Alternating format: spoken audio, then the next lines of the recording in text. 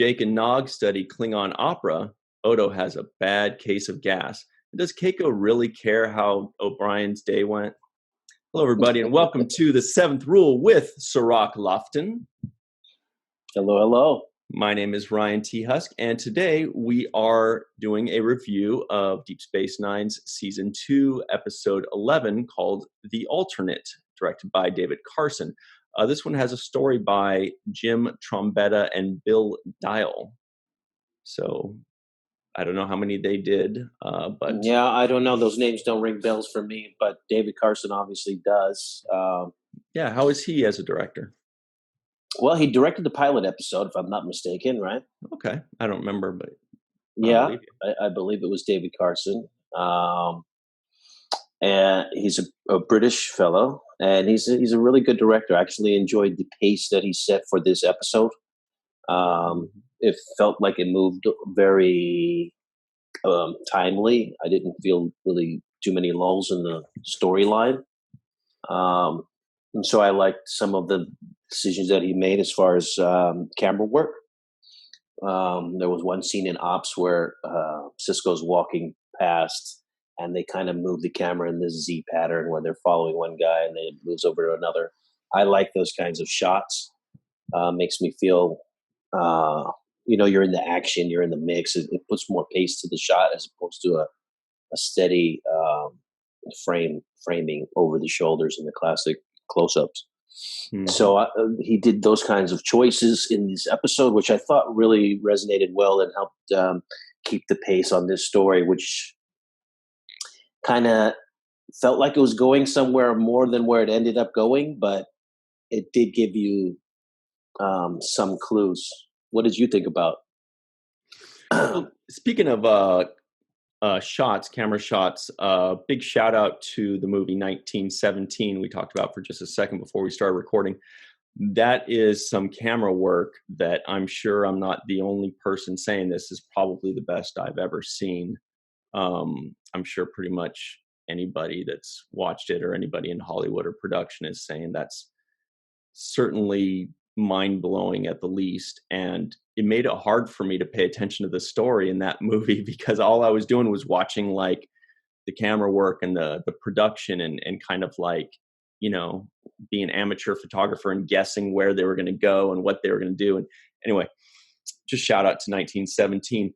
As far as David Carson and his directing, I think that like when there's a story that's a lot more about talking and family reunions and things like that, then it puts a little bit more, I don't want to say pressure, but it puts a little bit more on the shoulder of the directors to say, all right, we've got this kind of long talky scene, make it interesting, and then directors probably love that because they're like, great, I can have an interesting camera angle or I could do something fun with lighting. Actually, speaking of lighting, I don't know if you noticed this, but of course, when Sisko is woken up, Commander Sisko is woken up in the middle of the night because Kira calls him and says, come to the science lab or whatever it was. Obviously, the lights are dim, but when he went to the science lab, the lights were still dim. And Star Trek has a way of saying, hey, it's nighttime. It's gamma shift or whatever it is, delta shift, and it's nighttime. Mm-hmm. And we've seen that in Next Generation where Data was doing a night shift. And then at 0800 hours, the Alpha shift walks in and he says, okay, computer, set lights to day shift, basically. Lights go back up. But it got me thinking, and so that's the director that's making sure to follow along with that to let us know it's nighttime, it's 4 a.m. or whatever. Right. It gets me thinking, like, if you're working the night shift and you guys can control, the lights and making it day or night, wouldn't you want it to just be daytime for them too? Yeah, that's interesting. Maybe it has something to do with the circadian rhythm and people's body timing. Mm-hmm. And that's an interesting point that you brought up because I didn't notice what you mentioned about the lighting and that Star Trek had this precedence for, the day crew and the night crew. Mm-hmm. Very interesting because when you start to analyze that thought process, you think about how we're accustomed to dividing our day up, our time up by the sun, right? So sun comes up, it's morning, sun goes down, it's night. And basically our clock is set to that. But here, when you're out in space and there is no sun up, sun down, right? Exactly. I guess you would have to kind of artificially create that sensation, right? So I think that's interesting. Yeah, I mean, I feel like it would be optimal to say, hey, everybody work in the night shift. We don't have to be jerks about it, make you feel like you're slogging in the middle of the night. Let's just make it seem like they're working a day shift, get their biological clocks set to 12 a.m. to 8 a.m., Right. but make it feel like it's 8 a.m. to, at least on the main parts of the station where they'd be operating, right? The ops and infirmary and different places. Exactly. So yeah, I totally get that. But I also understand for the audience point of view, it's like, okay, this is happening in an after hours, right? This is actually, I'm always fascinated by the pajamas. I don't know why. It's something that stands out to me, but like I took notice of Sisko's sleep attire, right? This is, he sleeps in his silk pajamas, right? And every time we knew it would be silk, though, right? If somebody says, "What does Sisko sleep in?" We're like, silk. But I like to take notice of that because every time they go back to the quarters and somebody's in there, in their pajama wear, I always like to notice the Star Trek pajamas. I'm just kind of weird like that. Pay attention to stupid things like that. No, it's true. A lot of times, and this has been, really strange. I'm sure a lot of people are kind of puzzled by this, but sometimes more so in Next Generation. I don't know if I've ever seen it in Deep Space Nine, but sometimes we see they're sleeping and they're in uniform. Like really, or they get up and in the middle of the night, and you're like, wait, were you sleeping in your uniform? Dude? It's kind of gross. You just going with back your comm badge on. Yeah. Now, someone like Data, sure, because he doesn't sweat. He's an android, but other people, yeah, they're just kind of in their uniform or something weird like that. But anyway, and then poor people like Jake Sisko, looks like they're just wearing pajamas. I'm pajamaed up all the time. I'm ready for a nap at any given moment. So that's the best thing about being Jake. But there was some good moments. You mentioned the Nog and Jake Klingon singing Klingon opera, which I thought was a cool little scene between me and my dad. I thought that was a nice little moment there. There was a few things I actually wrote about that. I say to Sisko, I said, "When was the last time you listened to Klingon That was the opera?" best line, yeah. And then he Right? says, when I was your age. In other words, and then you say something like, and then there, you see? Yeah, and he's basically saying, I did it, so you have to. Tough. Right. And I say to him, "See?" And he looks back at me and says, "No, you see. I listened to the Klingon opera, and now I'm the captain of a station. So there's all, it didn't stop me from making it to this level. And actually, probably, it was one of the factors." But there was also another moment where he said, "Just because you suffered through it when you were my age doesn't mean I have to." And then he says, "Yes, it does." Exactly. Right. That's the line. And with the big old smile, he's like, "Yes, it does." Yes, it does. Right. And so I really enjoyed that moment. To me, it was a natural moment between father and son. These are the kind of parental moments that you have, right? Hey, where you going? We'll just rush out the door. You know what? That's something that Deep Space Nine captures that the others don't when it comes to parents and children. That's the only one I can think of in which the parent and the child always have a little bit of banter. It's not just, "Dad, I need to do this," or, "No, you got to finish eating your cereal before you go out," or whatever it is. You guys are the only, parent to child relationship where I see banter, where you got, like he's having fun, wrestling your hair and messing you up and giving you a little zing, Yeah, absolutely. And there's also the kind of interplay that happens naturally between parent and child, right? The child is like, they've got something set in their mind. I'm gonna, I'm out the door. I'm headed here, and the parent stops them and says, "Hey, wait a second. Did you finish your homework? Did you do this? Where are you going? These kinds of interactions. And I think it's important for both sides. One, for the parent to understand where the child is coming from and where they're at in their life. And it's also good for the child to kind of establish their own identity and start to, gain the territory of being an individual little by little by winning these small little battles, right? Yeah. Getting as much territory as you can. They kind of made Commander Sisko kind of like the cool dad, like they don't make Chief cool dad. He's just dad with Molly and later with Kiriyoshi. He's just dad. He's dad, and all the others, Beverly Crusher and Wesley Crusher. She's not cool, mom. I don't remember her ever poking fun at him. She's always just like, Wes, no. And he's like, come on, mom, that kind of stuff. But okay. But the Siskos, you guys, I think part of it, as usual, it's partially the writing and partially the acting. I think the writers set out to make him kind of cool dad, and you're a little bit older, so it's not like you're a toddler and he has to just teach you everything. But I think they saw how you guys reacted in person, and that, I'm sure that, in real life, Avery would kind of give you a couple jabs here and there, and you guys had some natural fun.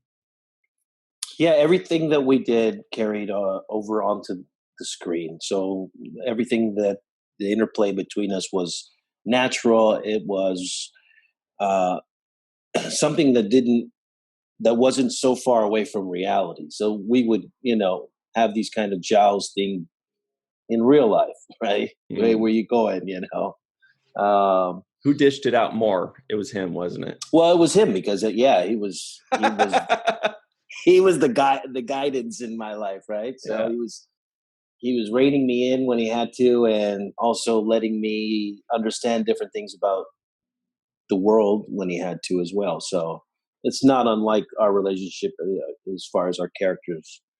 So I enjoyed that father-son moment, and actually enjoyed the entire interaction between the cast in this particular episode. I don't know why it felt for me like almost the first time I felt the entire crew working together, almost on the same page. That's a really good point. Hang on, before we go into that, because that's a whole different topic, let's finish up with the scene with you and Avery, because there was a Nog mention, and it got me thinking that Nog gets mentioned. I mean, that's 2 episodes in a row that Nog was mentioned, and Keiko got mentioned, even though we didn't see her, I don't think. So they did a good job of incorporating the extended family, the extended cast, even when the cast wasn't there, which is a really important point because, I mean, you look at Garrick, how many times do they mention him? They really don't. He ends up showing up a lot more later on, but Nog, Jake, Keiko, they're always at the tip of their tongues, even if we don't see them. And so that was really cool. It feels like Aron could have gotten 70 credits instead of 45 if it was just mentioned. You know what I mean? Right. And like you said, it keeps the characters fresh in your mind. It makes them feel like they're somewhere around the corner, or they're in the scenes, in between the scenes that we don't see. So it makes you feel like they're there. They were even in the episode maybe, but you didn't see that scene, Exactly. So we didn't see the Jake and Nog scene talking about Klingon opera, but exactly. you know that eventually happened after Jake left out of the quarters. He went and saw Nog and probably said, my dad wants me to do this again, and and they had a conversation about it. Yeah.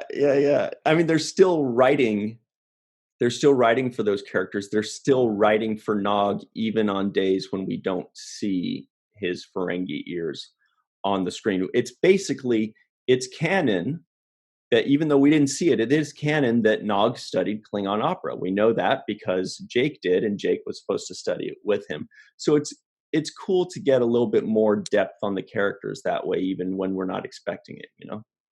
Yeah, and I actually thought, because I haven't seen these episodes, and I actually thought there would be an appearance, a Jake and Nog appearance, maybe Jake, um, you know, whining to Nog about having to do homework or something. So Yeah. I almost expected it, and I didn't get it, but it didn't bother me so much because they didn't acknowledge it, you know. But there were a few things in this episode that I was expecting and I didn't get. So I'm sure. So yeah. yeah, let's talk about the relationship between the characters. I think that's a good point. You're saying that, before first it was a Sisko episode, then it was O'Brien episode, then it was a Odo episode, which this was an Odo episode, but this was the first time it seems like you're saying that we kind of saw how they all blend together, how it all works together. Yeah, that was one thing that stood out to me. I got the sense of the hierarchy, the chain of command. I also got a sense of them problem solving as a team. And like we've seen in the past, different episodes be about different characters. And so those would be like A storylines, while the B storyline is something else. Mm-hmm. In this case, the A and B storylines merged together and everybody was involved. Yeah, you're right. There really wasn't an A and B so much. I mean, it was pretty much just one storyline, right? I mean, what would the B plot have been? I didn't see a B plot. That's kind of what stood out. It was almost like there were just two elements to the one story. Like the one story is about Odo's, dad or scientist caretaker coming aboard the station, and that the two storylines within that was the father-son dynamic, and that's like the B plot, and the A plot was kind of like what this mystery coming from the planet was, and but they were so that was kind of like the A and B plot, but they were really molded together into just one straight storyline. One straight storyline, right? We didn't cut back from this story to that story. Mm-hmm. It was all in one, ship. And therefore, we got to see this really good balance, I thought, of the character interaction, of the crew, problem solving. I got just enough of every single character, right? There was enough of O'Brien. There was a little bit of Dax. There was some Bashir. The right amount of Keiko. Not much Keiko, but we could always use more Keiko. Yeah. But I just felt like with the main cast actually galvanized in this episode to me. I felt like this was, I don't know how to say, but almost like a traditional Star Trek episode, right? Where the whole crew is working together, problem solving. And even though Odo was the feature of it, I felt like everybody got their chance to contribute, Yeah, and I kind of noticed something similar in that when they first brought back, the Ashy alien or whatever it was, that they brought that back from the planet, and Chief O'Brien was in charge of kind of examining and testing it and all that. And I was like, wait a minute, if it's a life form, shouldn't that be Bashir looking it over? Or shouldn't that be Dax? Dax, right. But Dax, it was in the infirmary, right. And Bashir was also taking care of them in the infirmary. So I'm like, okay, I get it. They all have their roles. And so it comes down to Chief. Otherwise, it would be basically a Bashir episode if he's saving Dax and the two Bajoran guys, and he's also figuring out the mystery over here. Then it would be basically a Bashir episode, which would kind of be in contrast to an Odo episode. But if you have Odo as the main character and everybody doing little parts, then it works better, like what you're saying. Absolutely. And Odo, I thought, delivered a really good performance in this episode. He says so much with his facial expressions, even though he has limited facial expressions because of his mask, right? But you get so much out of it. Especially when he's irritated. He's very good at being the bothered, irritated person who doesn't want to explore those feelings or emotions and try to, Yeah. he's very good at like, I don't know what I'm feeling right now. It's anger or I don't know what this feeling is. It's not it's contrary to who I am as this level, very methodical, emotionless person. But then you start to see when he's dealing with emotions, he gets very frustrated, right? He's like, oh, I gotta feel, I gotta feel, I gotta feel, I gotta interpret these emotions, and it's difficult for me It's a struggle. to Yeah.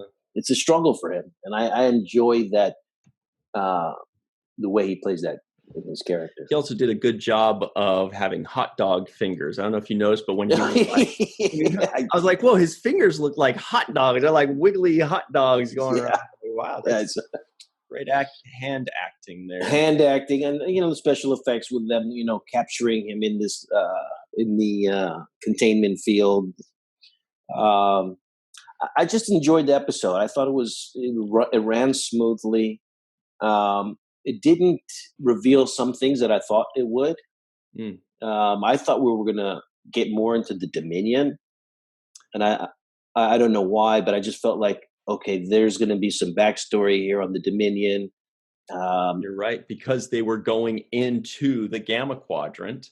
Right. They go into the Gamma Quadrant, just 4 people, Right.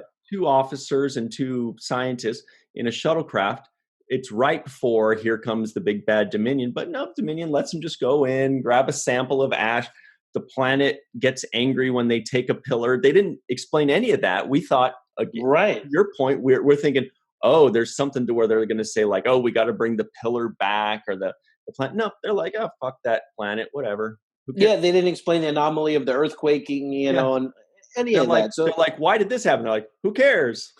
yeah, on to the next. We're dealing with something else. It's an Let's Odo examine episode. the specimen. Yeah, forget it. So I thought that was kind of, there were things that I thought was going to go in a different direction, and it ended up not going there at all. Another one was that the pillar that they took, I thought, okay, there's certainly going to be like stuff encrypted on this pillar. There's going to be all types of information they're going to find. They took it back because it had those inscriptions. Right. Nothing. No explanation of what just was a red herring. Yeah. And I'm sure they won't get back to it, which is a little disappointing for me because I was like, okay, great. I wrote down in my notes hieroglyphics. They took the Egyptian hieroglyphic concept and how we had to decompose what hieroglyphics meant But what everybody wants to know, Cirroc, is did you draw the hieroglyphics? I did not draw. I did not. This time I did not draw the hieroglyphics. Was there any Jake Sisko artistry today? Yeah, very little. Very little. I wanted to know actually when I was watching it, did Cirroc draw Odo when he was a blob? Believe me, I was trying my best to do the melting Odo face. That's like I did not do that. When he was just the blob, like oh yeah, the blob. The 3-second drawing right there. There's my blob right there. No blob. It's a Ghostbusters blob but he has sign. A tail, so that's cool. Yeah, I don't know what form it took. It was kind of a formless thing.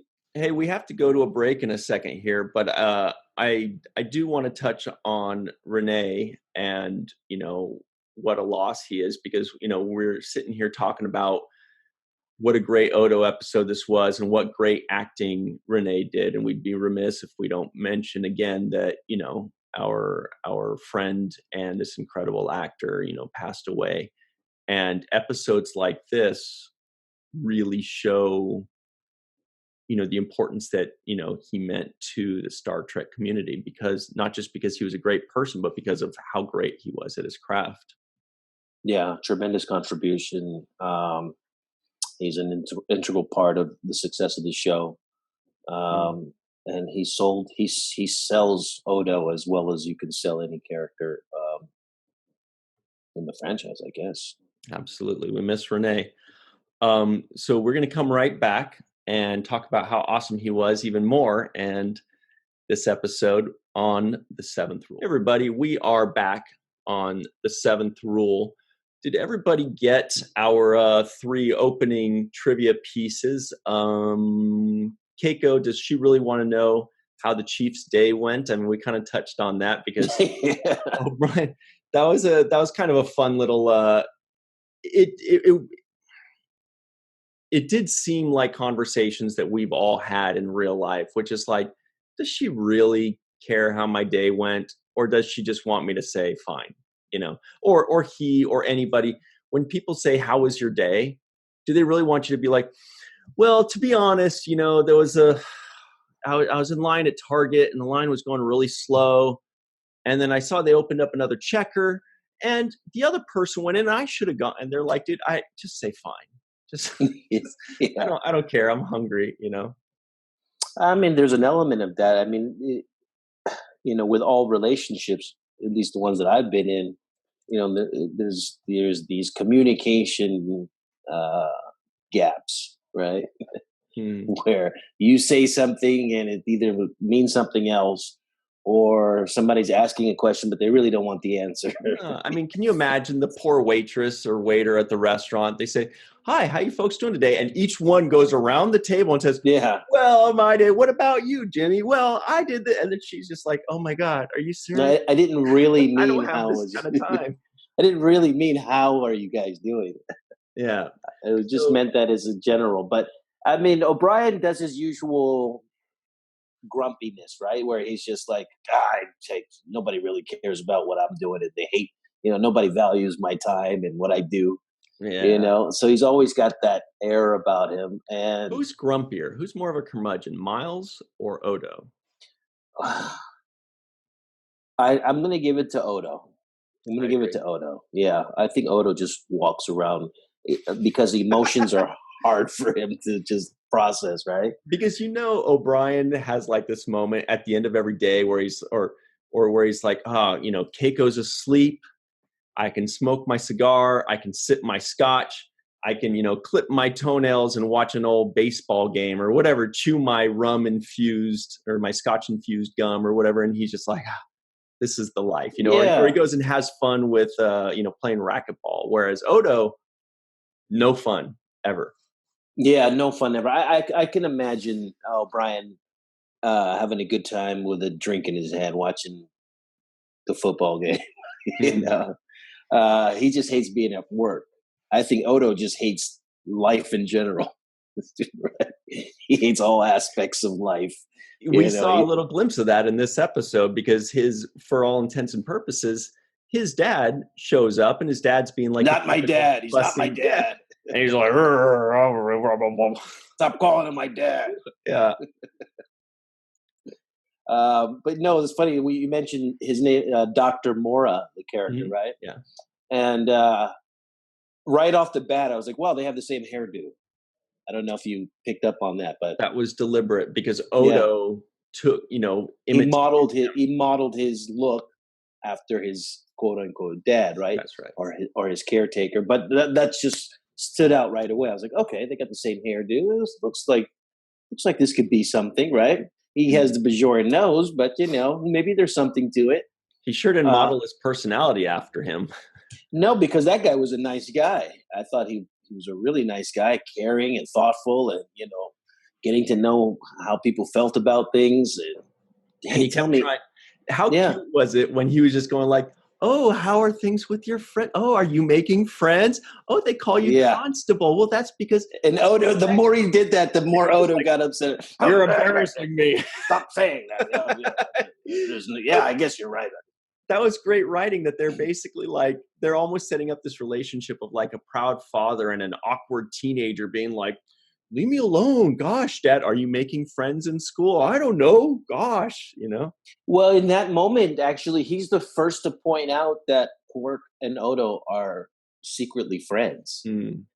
I mean, all up until now, they have this banter that they go, but they don't really reveal that they like each other. At least it's not verbalized, right? And the first time the Dr. Mora tries to explain, I think, no, actually, he was talking good about you to somebody he thought you respected. So, no, that guy's, he likes you. Yeah. And it was the first kind of moment where it's verbalized that the two of them have this mutual respect and kind of fondness for each other, right? That's what I got out of it. Yeah, so Dr. Mora basically opens the door to the conversation that I think most Star Trek fans believe, which is that Quark and Odo are not enemies, they are frenemies. And not only that, they're probably the biggest frenemies in all of the Star Trek series. Like that, when you say Star Trek frenemies, people say Quark and Odo, you know. Yeah, it's a very good dynamic that plays well for the drama on the show. It's almost as if they're an investigative team working together, right? Yeah, good point. It's like Quark's in the trenches with the criminals, You're and absolutely right. Yeah. and Odo is like, so what are the criminals up to? You know, It's like the police officer driving into the hood or going into the right, neighborhood, talking to his like, informant and being like, "Hey, so do you have any dirt for me?" And the informant's like, "Well, I don't know. Do you got any money for me, dude? Are you going to get my friend out of jail? You know what? You know, this is a give and take, pal." Exactly, and that's the nature of their frenemy type relationship, which plays extraordinarily well in the show. It's so good to have that dynamic, this back and forth of hate and like, right? You know, that's a really good point. Before you go to the next point you were going to make there, I just want to do another shout out for the writers there, because these are the kind of things when you point that out, or when we discover these things, where we think immediately this was absolutely deliberate. The writers planned this out. The writers even fully said, like a police officer and his informant, you know, and then they create these relationships based on that for us to make those connections. I thought that was a really good point. Thanks for pointing that out. Yeah, and the other thing that really set up this entire show was the opening scene, where we learned that Quark is selling pieces of dead Ferengis, right? Of a dead Ferengi. Who happens to still be alive. Who happens to still be alive. And which also reveals to us this ritual that they have, right? This chopping up the body. And well, they mentioned it before. They touched on it before, you know, like a few episodes ago. If you'll recall, Odo said, "Oh, when you die, I'll be sure to buy a piece of you, Quark," or something like that. I do remember that. They didn't go into detail. In this one, they're talking about like they actually had a name for the dismemberment and all this kind of thing. Right. And then, you know, so again, in this police detective informant type of way, when Odo reveals to Quark that the guy's still alive, you know, Quark, you know, in his very clever way of getting out of things, says, "I demand an investigation." Right? But we're all thinking, Quark probably knows. I think you know about it, but just the fact that he's like, "I have nothing to do with it. You better find out what's going on here." Right? His mock outrage.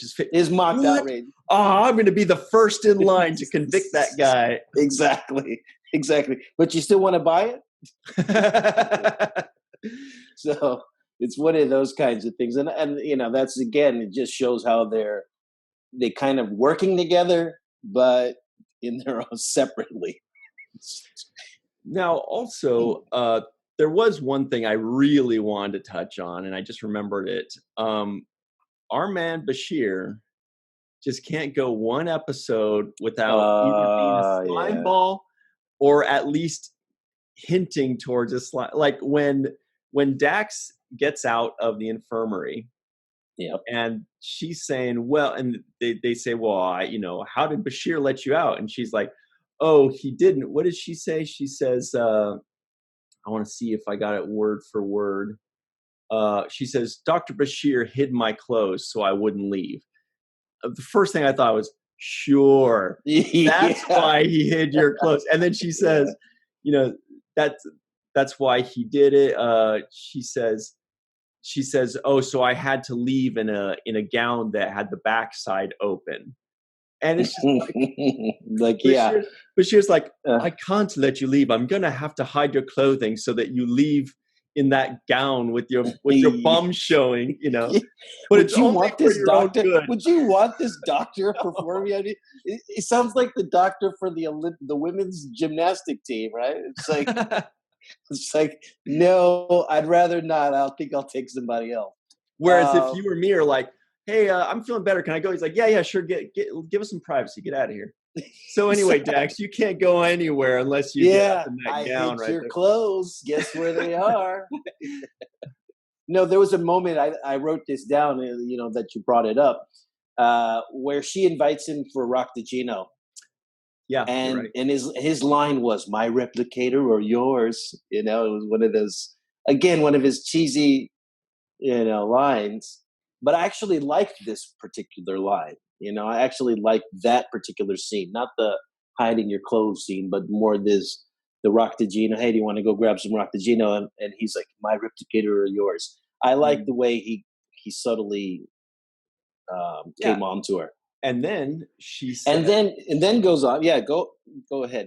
so then she says something like, I was thinking about the promenade or he's like, something. yeah, I was thinking more of the promenade, and he's just like, ooh, and then she leaves, Yeah, and he's talking to himself, and he he says, talks to himself, right? someday she'll ask how my day was, and I'd say, fine, honey, how was yours? Sometimes, oh wait, no, that's O'Brien. Where was the That's line? O'Brien. No, he says one of these days I'm going to stop There it chasing is. her. Yeah, I, he says she actually gets some kind of perverse pleasure out of it.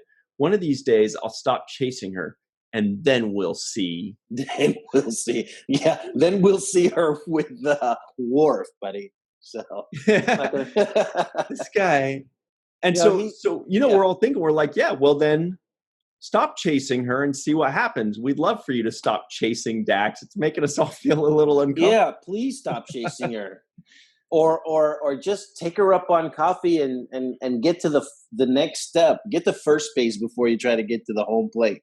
That dude is stealing home right now. He's always going for home plate. It's like, He's bro, trying to steal home, and the manager's going like, no, stay no, there. No. He's like, you want me to steal? I can steal yeah. right now. He's like, no. He hasn't even made contact with the bat, and he's trying to run the bases. Yeah, You yeah. got to hit the ball first. He wants to be a pinch runner. Sorry for all the baseball references, guys. Yeah. So no, I just, it's just like, oh God, let that go, guys, already, please. Uh, or, or make it happen. One of the two. Mm. Like, how many times can you get rejected by somebody before it becomes really awkward? You know. I don't know about you, but I wanted to bring this up.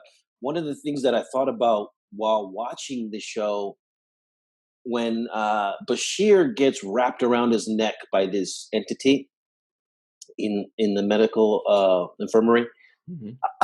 I thought of Aliens. I don't know about you, but I thought of the movie Aliens, Sigourney Weaver, old school. Yeah. Uh, the alien hiding in the shaft where is it going to come out of? I thought of Aliens for some reason. And then I thought of Ghostbusters when they contained it in the containment field, Oh right? yeah, like when they're trying to catch Slimer and they bring him down. Right. They're like, everybody aim at the same time, right? So I actually wrote down, there's something strange in your neighborhood. Uh, Cirroc with two shout outs to two very good franchises, the Aliens franchise and the Ghostbusters franchise as well. All in one breath. Absolutely. All in one synapses. So yeah, I enjoyed those things. I actually wrote those little things down. Um, Another thing that I thought was really good, the performance that I think took this over the top for me and made it extra special, was the scene between Dr. Mora and Odo, in which Mora is saying, you have to trust me. Otherwise, these guys are going to put you in a zoo. They don't understand you. They don't know you. They're going to, probe you and treat you like an enemy. And Like a monster, an like a animal. monster or an animal. Yeah. And the thought of that, which I thought Odo really did a great job of registering, was so painful to Odo, right? It was so painful to him that he was starting to melt. It's like it blew his mind so much. He's like, oh, it was like the Incredible Hulk. Yeah, exactly. He's just got the ultimate brain freeze. He's like, no, I can't process that idea. No, zoo, what? And I'm thinking, bro, you could literally melt your way out of anything. I don't think they can really. you live through this Cardassian occupation, yet this guy's talking about how some people won't accept you, and your fingers turn into hot dogs, dude. Hot dog fingers. What? So yeah, I thought that I actually enjoyed the special effects of the way of him melting. It looked pretty real from my end. And That's in the makeup department right there. yeah, that's on the makeup. So I enjoyed that. Shout out to Michael Westmore, who's got more awards than I'll ever have. I really enjoyed that. Once again, though, but I still have to go back to the fact that the camaraderie, the interaction of the crew, I saw really good interrelations between the characters. Very subtle moments, but it just showed me that that the repertoire had been built up now here midway through the second season. That's exciting. That they were feeling comfortable. That's almost kind of like going into a new chapter of Deep Space Nine. Now we've all met the characters. All of their story arcs and character arcs are in motion, and now we can just enjoy the ride. Yeah, I felt the solidarity of the cast. I felt like, okay, this is a bonded unit that now functions together seamlessly. They know their roles. You're in charge of this. I'm going to do security. You check this out for me. And I felt the cohesiveness of the unit itself. So it was actually one of the first times watching the show that I felt that, you know, the unification and the solidarity of the crew. So I enjoyed that moment. Also enjoyed the fact that I got more of Sisko. I felt like I wasn't getting enough Sisko earlier in this season. You know, I feel like he would pop in and say a few words and then be out. And I'm like, well, where's Sisko? I need more decision making. I need more initiative from him. And I got that in this. Yeah, I got that. There was a moment where Sisko tells Kira, I know what's going to happen. You know, I know the consequences, but we're going to go ahead and do this. And that was when they decided to do the containment field. They were both standing on the promenade together. Sisko tells Kira what his decision is. We're going to do this. We're going to do that. And she looks at him like, you realize? And he's like, I know it's a risk, but I'm making the call. This is my call. It's like, of course I realize. Yeah, I'm the commander. I'm the commander. I thought of that. I thought that through. I know about that. I know it's a possibility, but that's what I'm going to do. Jennifer Hudson that sings Commander? Who was that? Remember that song? I do not. I'm not going to sing it because it's way too high pitched, but she says, I'll be your commander. All right. No, I don't know that one. I don't know that one. But there was a good pace to the episode. Very good pace. I thought it moved very... it's Kelly Rowland. Kelly Rowland. From Destiny's Child. Exactly. That's the one. Yeah. The beautiful Kelly Rowland. It's a really good song. Really good song, but it's about 14 octaves higher than what people would want to hear me sing. I had a chance to talk to Kelly Rowland once. Oh. And the day that I met her, she was with Beyonce. And this is, years before Beyonce got married. They were both young and single. And I remember saying, is that Kelly Rowland walking down the street with Beyonce? Is that Beyonce and Kelly Rowland? Sure enough, it was. So I parked, got out the car, and I was determined to talk to them. And were they determined to talk to you as well, or to just get their latte and go home? No, they had just gotten their nails done, so they were wearing the sandals, and they had their toes done and everything, and they were just walking back to the car, and I parked next to them, and I never miss those opportunities. I take full advantage of them because I never know when I'm going to see them again. And I made the mistake, I think, of trying to Mac Beyonce instead of Kelly Rowland, actually. I think if I had taken in that exact moment, if I had shot all my ammunition at Kelly Rowland, I think it would have worked. That's the game time decision the guys are always faced with. It's like you gotta pick the right one, because if you pick the wrong one, then you lose on both. Both, exactly. And I went for the Beyonce because it's Beyonce, and she's obviously gorgeous as well. But I just felt like if I had passed up on Beyonce to talk to Kelly, she would have loved that so much. She was like, wow, this guy literally didn't talk to Beyonce just to talk to me. I thought that would have earned me more points than going for the big fish. Now, I like that you said Mac, though, so I have to ask you, Daddy Mac or Mac Daddy? Daddy Mac or Mac Daddy? That's got to be Mac Daddy. It's got to be Mac Daddy. Nice. I agree. I think so. Yeah. For those of you at home, that's a crisscross reference. I don't remember their names. I believe they were both called Chris, and one of them was named Chris Smith, which I thought was really funny because we're like, oh, Merry Christmas. Okay. But I don't remember the other one because he wasn't anything that was like a holiday. No, I do remember the Daddy Mac Daddy coming from them. That's, I believe you have accurately sourced the origin of that phrase. Who would be the Mac Daddy on this show? Is Bashir the Mac Daddy in DS9? He's certainly Macking a lot. He's like the Mac apprentice or the Junior Mac. Like, yeah, you guys got to comment and let us know in the comments, like, what is Bashir? I mean, he's not the Mac Daddy or the Daddy Mac, but he's something in that realm. You know what I mean? I mean, the Mac Daddy is probably Ben Sisko. Not that he uses his powers very often, but he could. But he could. Yeah, he has a way. He's Commander Daddy right now. Yeah, he has more definitely dibs on the Mac Daddy status than Bashir, because Bashir is actually not getting much macking done. He's actually getting a lot of rejection in, so it's hard to call yourself the Mac Daddy. I actually walked away with a phone number from Beyonce that day, and interestingly enough, was it her lawyer? No, it might as well have been. It might as well have been. She gave me the number to her dad. And she said, if you're interested in dating me, then call my dad and explain it to him. And I just thought, wow. Wow, was that really his real number? Yeah, it was Matthew Knowles. And did you call him? I did call the number, but then I hung up because it was going to be the weirdest conversation a person could have.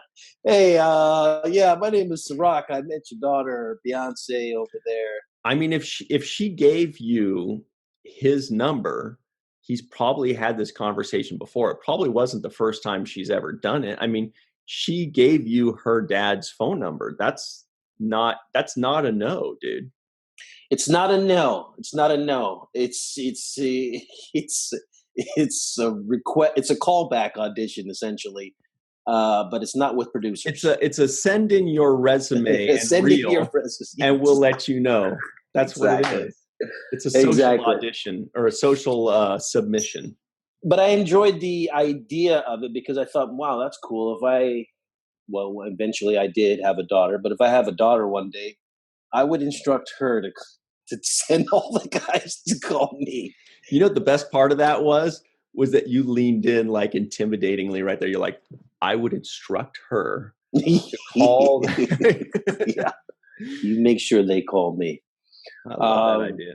That's fun. So that was my Beyonce moment, Kelly Rowland, since you brought her up, moment. Yeah.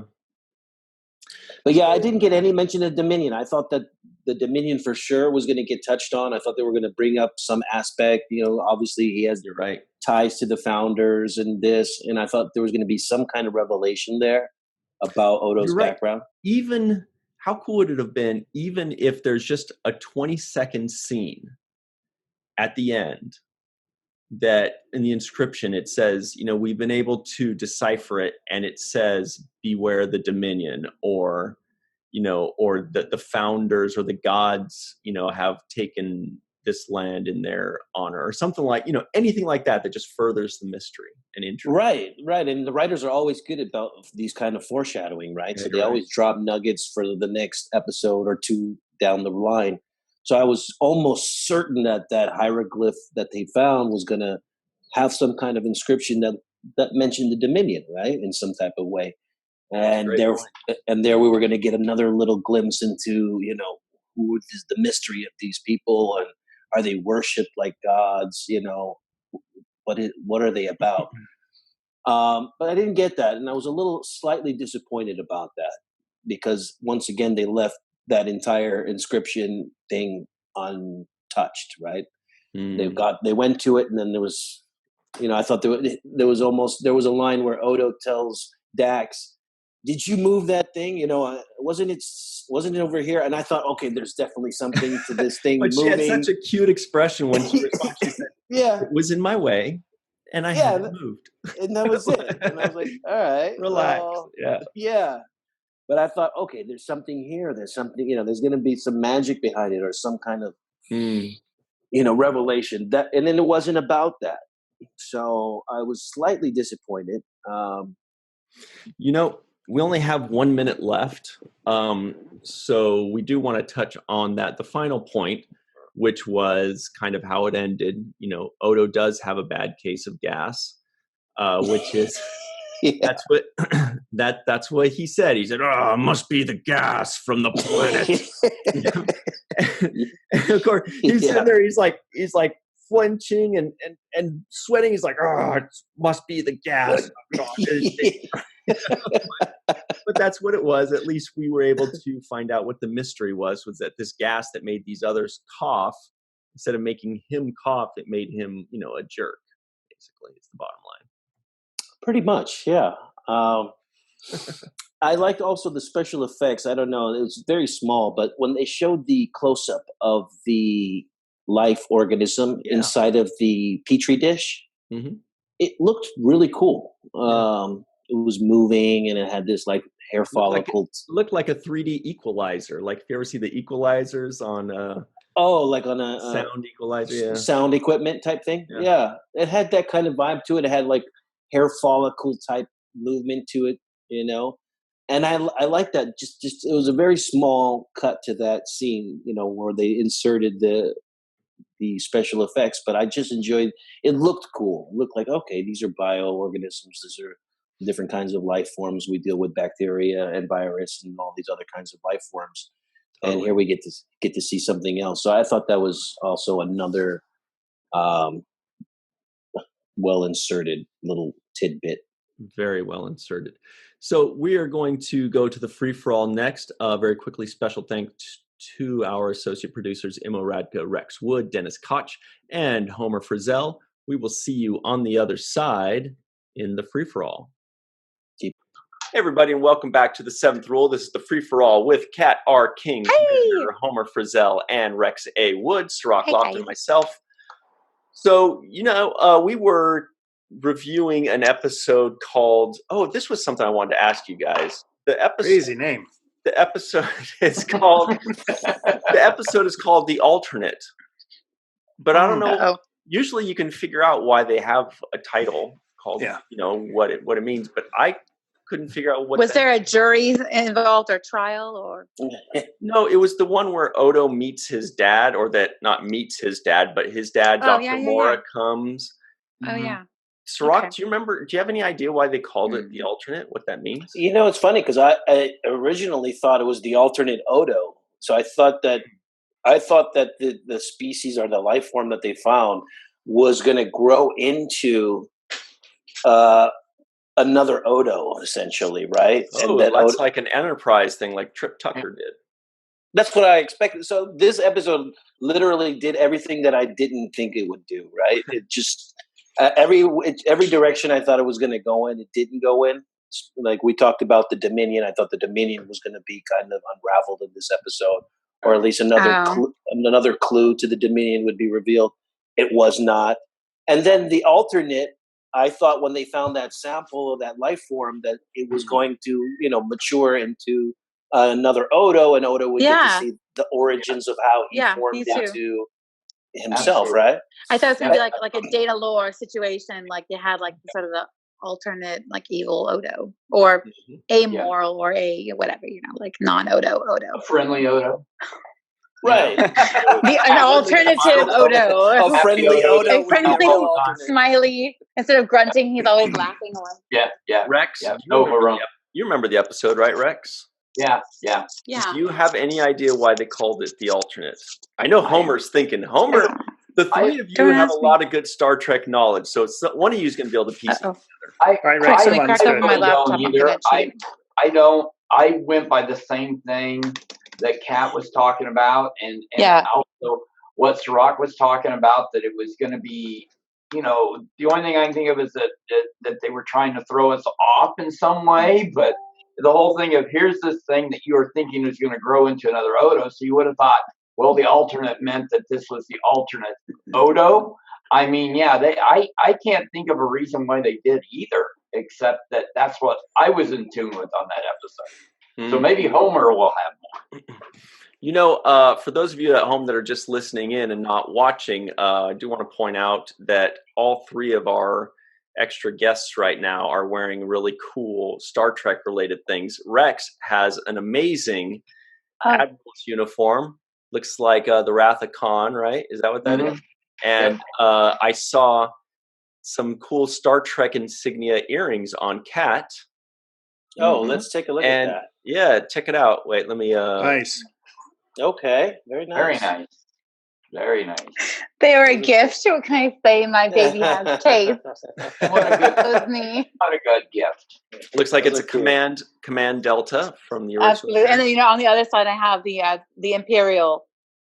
So I have the light, the good stuff, and the utopian altruism, and then I have the dark ambition and the temptation to go that way too on the other side. So the yin and yang happening. It's very symbolic, of course. And Drama Homer, teacher. I can only see the very Drama teacher top that I of am. it. Drama. But I can tell it's Star Trek, right? Yeah, it's Lieutenant J. Let me see if I can. Oh yeah. Oh, it's Tracy. Tracy Coco. Yeah. Yeah. Yes. Tracy. Oh, wow.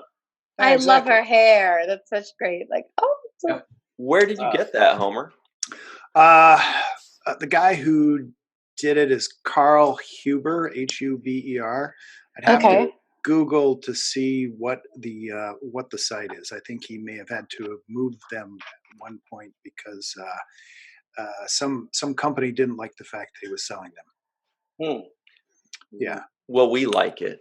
Yeah, We it's do great. like I'll it. send you a note after. Cool. So And the what do cool you thing about that design there, Homer, is it has like this 80s feel to it, right? It does. It does. I was talking. So this is actually something that came about through the Mission Log podcast. And it does have a specific look and feel that they were going for.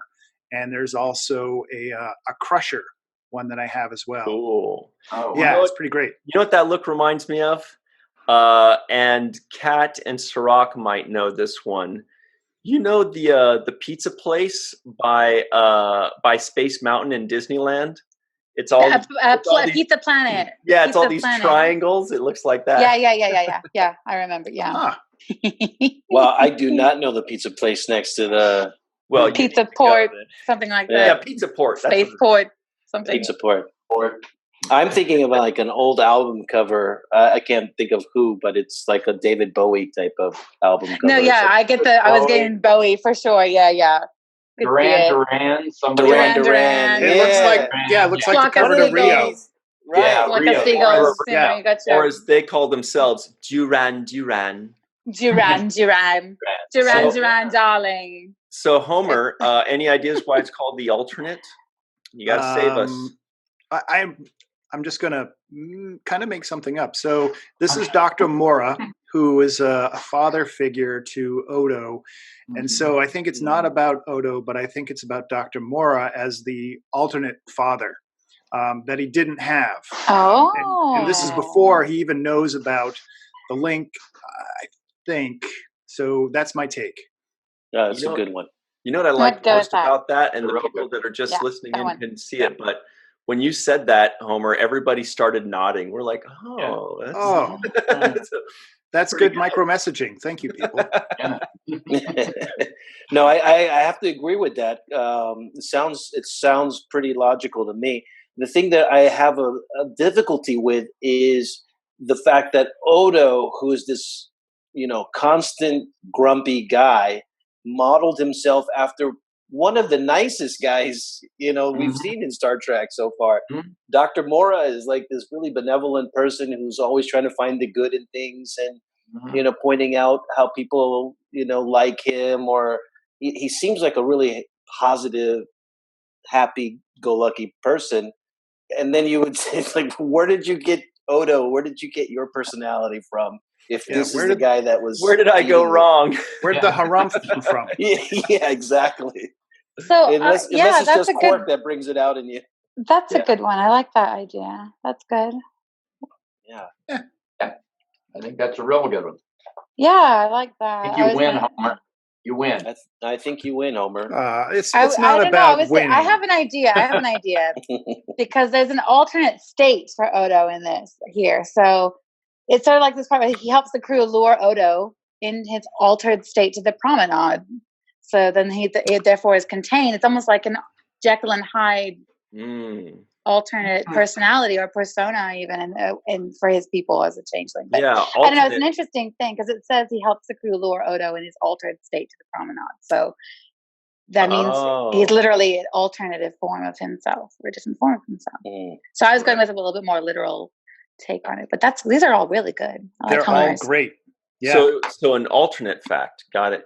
So I love it. Maybe it's both. Both is good. No, that was a very good observation there, Kat, as well. Well, you're welcome. Glad I aims to please. I think that came out of the Delta side. Pleasure. That was the Empire side. That was the Imperial side. That was the Sith talking. So are we excited about this Picard series coming beyond out? Excited. What are you guys looking to see in this upcoming show that you would be interested in watching? Yeah, predictions? Yeah. All right. No predictions. Joining us. I have a prediction. Patrick Stewart will be in the first episode. Yeah. I have a feeling Q might have some surprise, perhaps with it. Maybe not this season, maybe in season 2, but since we know it's been renewed for season 2, I think we might actually see a hint of him in it somewhere along the way. The only other thing is, I just want Picard to forgive himself. I just want him to forgive himself and let go of everything that happened at Wolf and everything that happened with Sisko. And I think it all goes back to all that. He just has to save the world. He has to be the Messiah figure, and rescue everyone in the end. So we'll see how it goes. I'm just excited to see what happens. I'm just teaming. I'm teaming. I think when he forgives himself, the series is over. Yeah, it has to go, or it wouldn't go on, would it? I mean, right. Do you think we're going to see Riker in this first episode? I think so. Yeah, I think it's either first or second. So this is my just general take of the timeline. I think he's in France at the vineyard, Chateau Picard, and then there's a plea that he receives there. And then he goes to Starfleet. I think he has the visitor thing. Then he's kind of talking to people about going, and I think that's where Riker and Troy will fit in, where that's episode 1 or 2, and then he's on this voyage, and he's not going to see anyone. And I think, of course, 7 of 9 would fit in the first episode or 2 or 3. And then he's out in space with a bunch of renegades. Data's going to be like his conscience that he visits on the holodeck or in his dreams, and he talks with him as the memory of Data, possibly something like that. Yeah, he'll have a Data hologram with him from time to time, and he'll consult with him. Yep. Rex, do you think we're going to see? Yeah. Go ahead. I was going to ask real quick. Do you guys think there'll be some sort of more like origins of the Borg kind of stuff that comes out that we'll learn that we didn't get in First Contact, or we didn't get in any of the other episodes with the Q? I was wondering. Maybe. I can see that.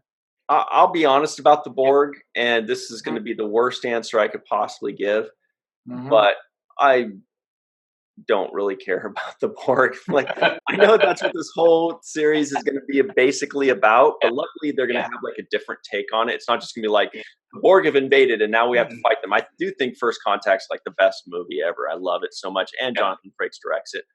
But I'm like, I was reading a really interesting analysis of the movie on Quora. It was a really good analysis of First Contact, and it addressed some of the flaws, but it was really good. So yeah, I've been watching all the recommended episodes.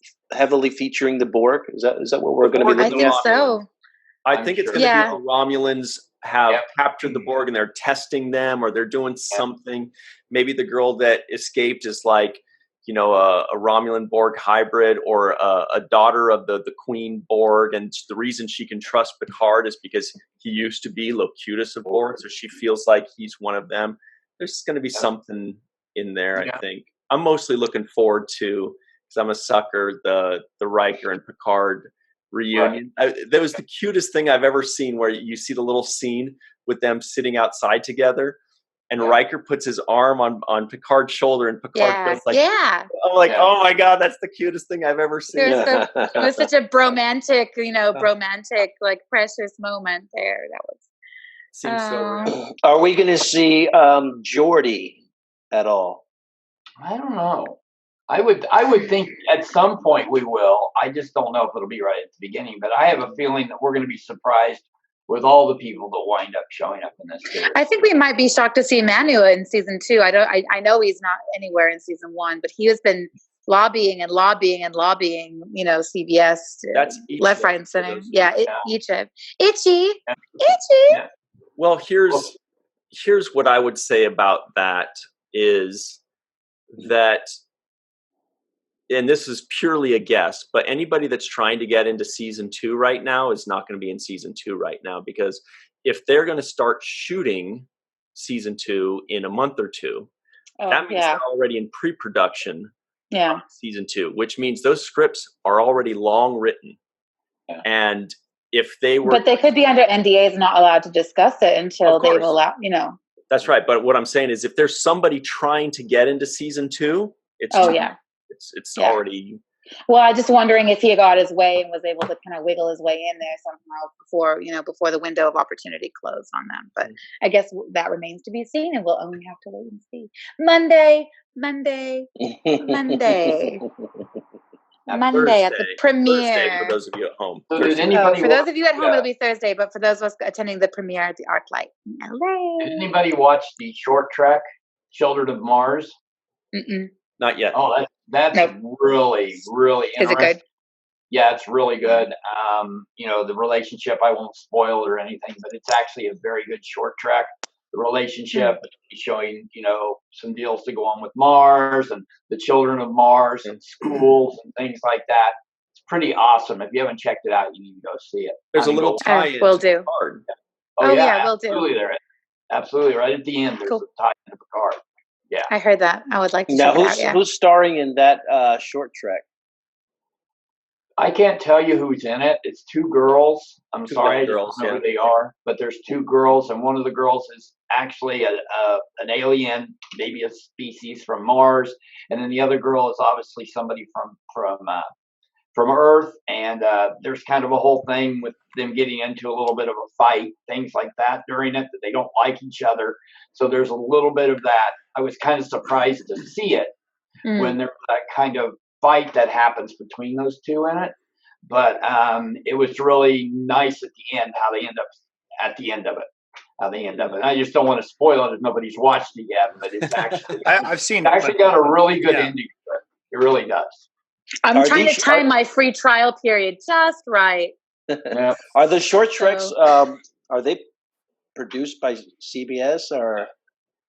It's all still the same. Yeah, they are. It's all the same direction going together now. Yeah. Homer, you said you saw the short trek? I saw it, and I don't think this is going to be giving away too much, but I would call it the short trek. Right. Oh. Right. Yeah. It's about really half the short. length of the other ones. Yeah. Yeah. So it's only like 5 minutes or something. Huh? Yeah. I think it clocks in just under 7. Yeah. Yeah. And they get quite a bit in that 7 minutes. They really do. Yep. How many short treks are we up to now? Maybe 3? 9. Yeah. Wow. Geez, that many? There were 4. I had no idea. There were 4 after season 1. I was like 3 or 4, right? And I think I think this might have been the 5th one. Yeah. We got the one animation one that was really well done. Yeah, I have lots of catching up to do. I have lots of catching up to do. If only there were a way to find out in a very short amount of time. If someone had a pad, they could whip that out and take a look. Yeah, or we could go to the library. Or their holographic data. Looks like it's 10 now. Or I could just Google it. No, it's 10. Yeah. Google. That's like a number. Yeah. It's also a search engine. It comes in pretty nifty and handy when you need it occasionally still. Oh. So all the short treks are available on CBS All Access? That's right. I believe so, yeah. Just a plug for CBS for the All US. Access right there. So, like I say, I've got to time my Good free job. trial. Thank you. Just Thank you. right. Yeah, So Cirroc goes, so what you're saying is, if I want to watch these short treks, all So 10 what of them, you're- including this really cool one we just mentioned, I just have to log into CBS All Access. Sounds great. Yeah, Exactly. that's There when are- you lift yes, up your there are Pepsi 10. bottle. You get that, that sponsor. Oh, yeah. Here they are. Yeah, Look there at you that. go. Check it out. One. There are 10. There There they you go. are. There you go. Exactly. There you go. Does that say CBS All Access? Yes. No, it says They're all Coffee Bean All there. Access. Oh, okay. Got it. Coffee bean. My Mac's about to die. Gratuitous sponsor announcement. Absolutely. Absolutely. There you go. Did we miss any birthdays since the last time we spoke? No, we got Aaron's, we got Melissa's, and by the time Heather's, that's right. Heather. By the time this episode airs, we will have already celebrated the 7th Rule's first birthday, which Wow. Oh, wow. is the 15th, January the 15th. Wow. Happy birthday to us. We Happy made it, guys. birthday to No song. No song necessary. Just a thumbs up. We made it a year. Who knew? An entire revolution. Yay. One revolution. So I think that's about all the time we have for the count. And so Homer, thanks very much for joining us. Rex and Kat, of course. Kat's still laughing. Yes. She And loves shout counting. out to Heather. Emo, right? Emo. Yep. Emo, yeah. And who's we have somebody new on board, Ryan, you said? We have somebody new coming on board. We'll announce that a little later. Okay. But yeah, more Okay, news on then. that coming soon. And thank you all for joining us. For Mo, Rex, Dennis, Homer, Kat, Heather, Cirroc, Russ, myself. Thank you all. And always remember the 7th rule.